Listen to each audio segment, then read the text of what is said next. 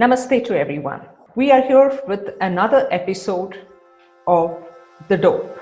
Today we are going to be talking to another travel manager to understand about how are the challenges out there in the corporate world. To listen to this, we have our eminent person by Mr. Mritunjaya Mohan, who is the global travel manager and also global procurement with ADOBE. Mritunjay, thank you so much for joining us, and it's been a pleasure being with you always. So over to you. We would like you to take on and give our viewers a bit of an insight on what your journey till today has been. Thank you so much, Jyothi. It's always nice to interact with you, and it's my pleasure to be part of this platform. Yep, it's quite been a while when I'm there in this business travel industry. I started my career in business travel industry way back in 2001, and I started my journey with a company called Travel Corporation of India as a tour executive. And but I always wanted to work for the corporate, so that was something there in my mind that okay, I should one day definitely work for the corporate and try and help the business travel activity for that corporation. So I started my journey as a tour executive, and then I got an opportunity to work for an airline BPO, which is like Lufthansa back office operations. And I worked with them for many departments like miles and more, proration, auditing, and so on and so forth. And after doing good about 5 years with the airline back office operation, I moved on to a department or a process called rate desk, which is supposed to be one of the best in the airline industry because these guys are basically invisible barriers, because they are the link between the traveler and the reservation agent, and they are basically supposed to be an expert in the fare rules and fare calculation. So it was quite an interesting journey. The second part, so I worked for good about 2 years with United Airlines in the rate desk as a service director, and that's when I thought of like enough of the back office operation. Let's try and face the customer face on face. And that's when I got an opportunity with one of the best travel management company in India, which is Carlson Wagonlit Travel. I joined them as a team leader and grew with the company. I served them for good about 5 years, and in 5 years, my designation also grown to manager operation. And once upon a time, I used to handle more than 40 different corporates for Carlson Wagonlit Travel in North India. Quite a different exposure in different organizations, managing their business travel, reconciling the account, sometimes handing it over to a different TMC, taking it over from a different TMC to our company. So that's when I actually got an idea that what if myself should work for a corporate as a travel manager. And I was lucky enough to get my first break in Schneider Electric way back in 2012. And yeah, I managed the whole operation for India, and then my final destination, which where I am right now with Adobe Systems. I joined Adobe way back in 2014 as India Travel Manager, and gradually grown up to regional travel manager, and finally I'm managing the global travel for Adobe Systems. So that's my journey in business travel space. It's learning every day, and thank you so much for having me in this forum. Thank you. The pleasure is all ours, MJ. I'm sorry, I can't call you Mritunjay. It's been MJ all throughout. No problem. That's my industry name, so I don't mind it. Yeah. So that's been a very interesting journey. And I think Carlson is one place where even I was there for some time, though not at the same period as you. But it's been an interesting journey to know about your journey. So with this, I would like to ask you that today, with the kind of challenges that we are facing and a lot of things, how important do you think that the is for a traveler to be informed, to be engaged, and also empowered to handle the decisions regarding the travel today, especially his travel during these kind of situations? Yeah, so one is like how important to engage with your travelers, and the other aspect is how you are handling the crowd, like which is most of them are millennials. So I will take the example of our company, where mostly in IT industry you'll find young crowds, um, new campus graduates, and those are in huge numbers. And this is the kind of internal customer which is very, very demanding. They want the information to come to them in a very fast pace. It should be accurate, it should be very, very crisp and very, very clear. So in a calamities like COVID-19, which was definitely not like well planned, or nobody was expecting that, okay, this is going to impact us so heavily. It's really important that how you maintain that connect with your end users later on, because ultimately, if you notice how it started, so it started with China, it went to EMEA, then to US, and of course finally it was to India as well. So it was a gradual process. So like and of course it varies from corporate to corporate. Like we don't have much presence in Asia Pacific region. However, our larger presence is in US and Asia Pacific, especially in India. So obviously our communication was targeted and accordingly, with a lot of internal inputs from our strategic suppliers. But one thing we did collectively was like not like burden our internal customers with a lot of communication. We actually had a lot of patience to collect the information from the suppliers, make it in a presentable format, and share it with the desired audience in a regular interval. So communication was definitely very, very live. We were communicating at various levels. Like there was an executive communication which was controlled. There was a communication happening at the travel desk level. There was escalations which was coming to me as a travel manager, and I was interacting with a lot many people on one-on-one basis. So various channel of communication, well planned. But the executive communication was the key, which basically had all the information in one piece. And believe me, people were like looking for this kind of communication and guidelines, and they acted accordingly. So, do you think there is a lot of opportunity to use these data through data mining and AI, which can then support the travel industry? Because today the high tech is moving into where the information at the fingertip is required. So, what is it that, in a small nutshell, if you can give us an idea on this? So Jyothi, I will certainly touch upon this data aspect. And for me as a travel manager, I do feel that okay, data is extremely important. You need to have a data if in case you want to go for an RFP. You need to have a data if you want to help your own travelers. You need to have authentic data if you want to assist your travelers in the time of crisis.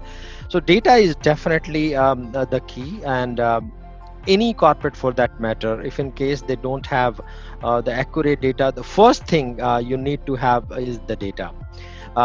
In travel industry, its importance even is higher, because your travel policies are based on this. You ideally should know the kind of pattern you have, your travel pattern, your advanced purchase pattern, your stay pattern, your airlines usage, your preferred partner utilizations. Everything is data driven nowadays. So if you're going for an RFP or a negotiation or a sourcing strategy, you need to have the data. Until unless you don't have the robust data, believe me, it's a very competitive world, and you end up taking wrong decisions in terms of like discount for your company. So data is the key. ISOS is a live example where we talk about the duty of care, which is very, very significant in the service industry like business travel, where your travelers are supposed to be assisted whenever they need to, and it needs to be at a very fast pace. So this is the basis. Like usually we won't realize how powerful the data is, but believe me, in business travel scenario, data is everything. If you don't have a robust data, you can't run a smooth travel operation. You can't go for a good negotiation. You cannot plan your sourcing strategy, and end of it, you cannot be good in duty of care as a company. So extremely important aspect. data is definitely very, very important. Thank you, MJ. While we've heard about you about the importance of the data and how you're going to use that in your RFPs, I do have a question to you on the RFP. Currently, with the upcoming RFPs, how are things going to change keeping this in picture? Because a lot of suppliers have their own challenges internally.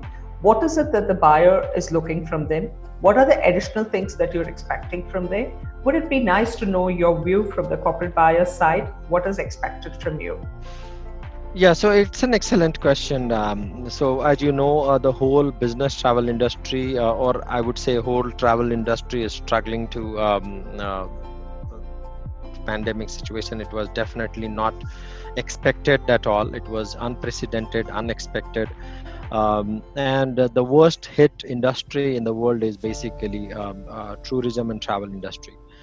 Having said that, I'm in touch with a lot of our suppliers. A lot of suppliers are facing this crisis. If you talk about some of the big suppliers are feeling that okay, they might go bankrupt. There are news in various parts of the world, like airlines and hotels, they have closed their operations. But end of the day, what I have learned, and basis my experience for last 20 years in this industry, business travel has always bounced back. We always came back even stronger whenever we had this kind of situation in past. Now coming back to the RFP, see, this is a kind of situation where we should not be talking too much on the saving aspect of it. Will definitely is our goal to work on the savings, but this is something which is like more important to be more realistic, supporting each other.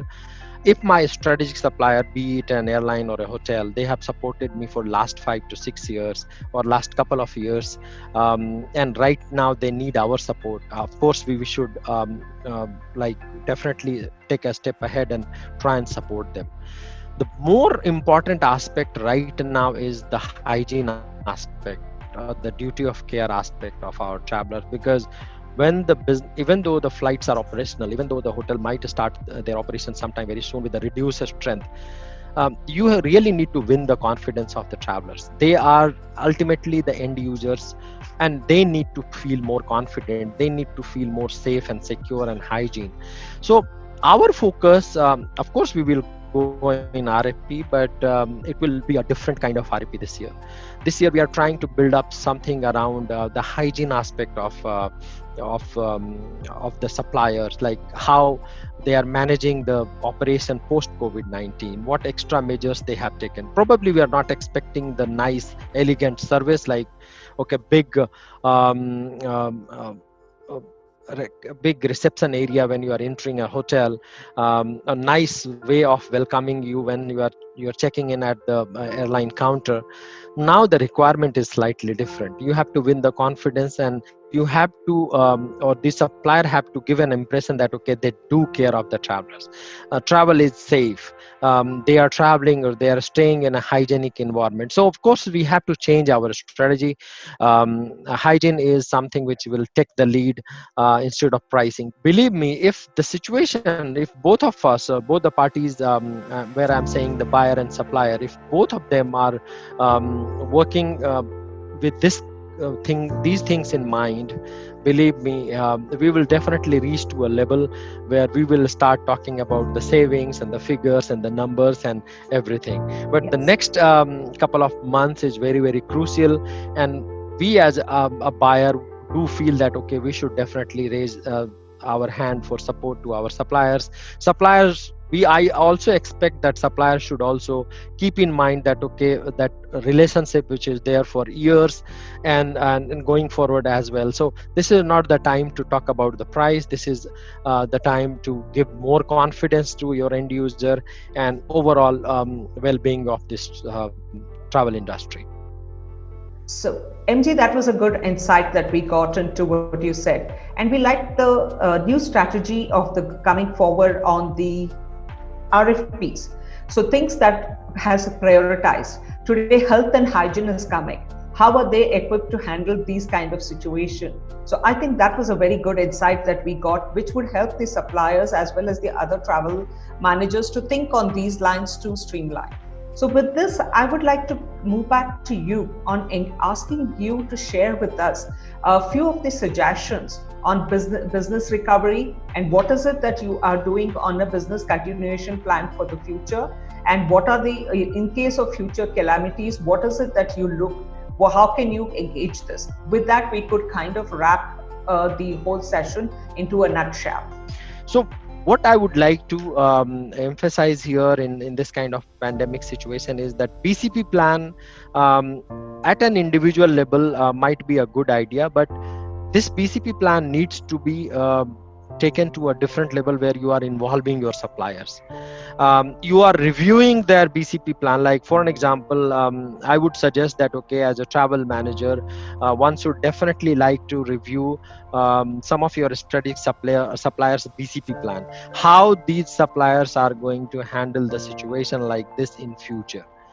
And if in case there is a scope of improvement, and involve them, like how these corporates can help them to achieve their own BCP plan. So this is a high time, and probably the right time, I would say, to review this kind of situation, that okay, how much they are equipped to handle this kind of situation in future. When we go for an RFP, we tend to ignore all these aspects, because these pandemics are not very regular, right? They're not going to come after every 2 years, 3 years. However, our RFP definitely happens in a regular interval. However, the RFP mechanism should built in, like we involve, we put in diversity aspect in our RFP. We sometimes put sustainability aspect in the business travel in the RFP. Likewise, the BCP aspect is also equally important, and that's what we believe, that okay, this is going to be a key learning, I would say.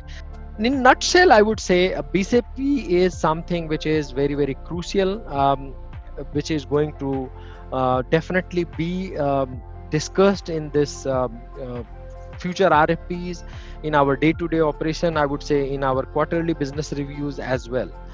The second question which you asked is like, what is the key learning? Of course, the key learnings are, be ready for unexpected any point of time. Your actions should always be in such a way that okay, expect the unexpected. This is a business travel industry, and yeah, the impact might be lower or higher, but be ready for such. Usually the travel managers are always ready to handle this kind of situation, like somebody's flight got missed, somebody's hotel got cancelled, but those are very, very low impact kind of thing that you pitch in this kind of situation. You always will pulled in by your seniors, or maybe the particular department. You spend some time and you fix this problem. But there are some bigger problems which might again come. We are living in a more volatile world, I would say. um, but at the same time, the advantage is the digital platform. So there is a need of mix both digital and technology in the business travel in such a way that okay, even though the regular operation is been impacted, but digitally you are so much connected that okay, you are managing the show, you are running the show, you are nobody is feeling that okay, there is lack of communication. For an example, like there are multiple channels, and some of them like Slack is a channel which like it's more so, and same way there are so many other tools which is available right now in the market. So which means you are not waiting for somebody to really draft a proper communication, and that should come from a communication team. There is a channel where you can quickly switch on, and wherever you are in the world, you will come to know that what is happening with my company's travel policy and my company's travel program. So we need to embrace the technology more and more. We need to focus more on the data. We should be always ready for unexpected, and of course we have to work very, very closely with all our stakeholders. And when I say stakeholders, I am counting everybody in the business travel chain, which means be it a car rental company, be it your hotel suppliers, be it an airline partner, travel management company, and your internal stakeholders like your business unit heads and all. So this is my key learning, and yeah, that's it. Thank you so much. That was a really a deep insight into and a very new dimension to what we are hearing about it. So with this, I would like to take sign off from you, thanking you once again from everyone who's involved in this project for giving your valuable time. Looking forward for such more conversations with you in the near future. Thank you, viewers, for joining us to understand what all about travel through Mritunjay, whatever he was sharing. So MJ did take us through this. So stay tuned and do like our program so that we know what is it that you want. If there is anything that you want to share with us, please do share with us so that we can include that in the upcoming episodes which are there. Signing off, Jyothi Varma and the DOPE team. Namaste.